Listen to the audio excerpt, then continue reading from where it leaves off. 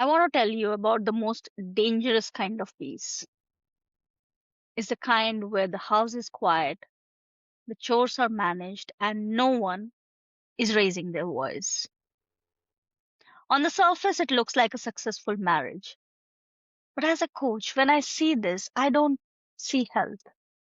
I see a funeral. We have been sold a lie that conflict is the death of a relationship. We think that if we are fighting, we are failing. But the irony, the most peaceful relationships are often the ones closest to divorce because they haven't found harmony, they found apathy. I'm Swati Mukherjee, a relationship coach for couples at a crossroads. And today, for episode 2 of Relationship Ironies, we are looking at why the peace you are fighting for might actually be the thing killing your connection. In my 15 years as a HR and a coach, I've seen how the very habits that make us successful in our work lives can become toxic at home. In our jobs, we are taught to find the quickest path to a solution, to bypass friction, and to keep things moving. We apply the same logic to our partners. We agree just to end an argument, or we stay silent to keep the evening on track. If your partner is upset, you might try to fix it quickly so you can get back to your routine. We think we are being efficient, but in a relationship, efficiency is often the enemy of intimacy. You can't optimize a soulmate. We call this quiet quitting in the workplace. But in a marriage, it's a quiet divorce. It happens every time you swallow a truth to avoid a scene.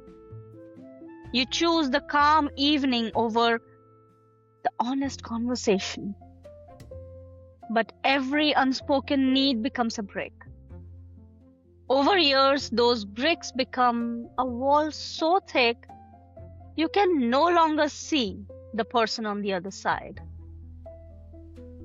When couples come to me panicked saying, Swati, we are fighting too much, I'm actually relieved. It means there is still fire. It means you still care enough to be angry.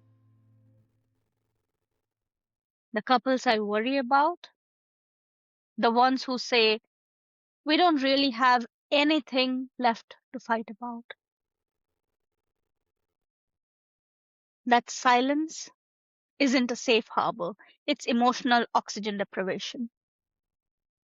I worked with couples recently who were convinced they were incompatible because they could not stop bickering. They were fighting to survive the fight, to be right, to protect themselves. But when we slowed down, the irony was revealed.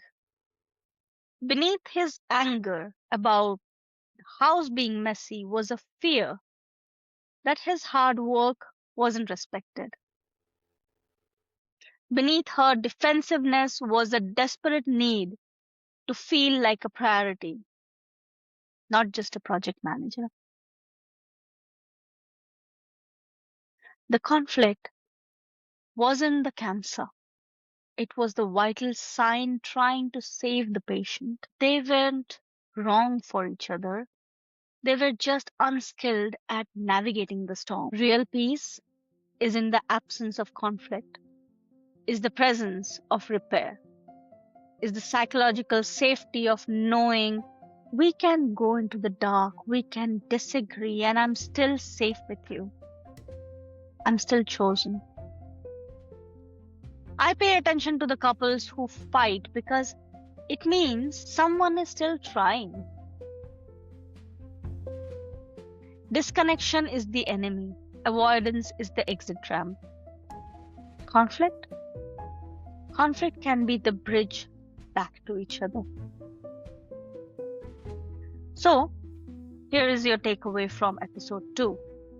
Next time you feel that familiar tension rising, don't ask, why is this happening again? Ask, what is this conflict trying to show us that we haven't understood yet?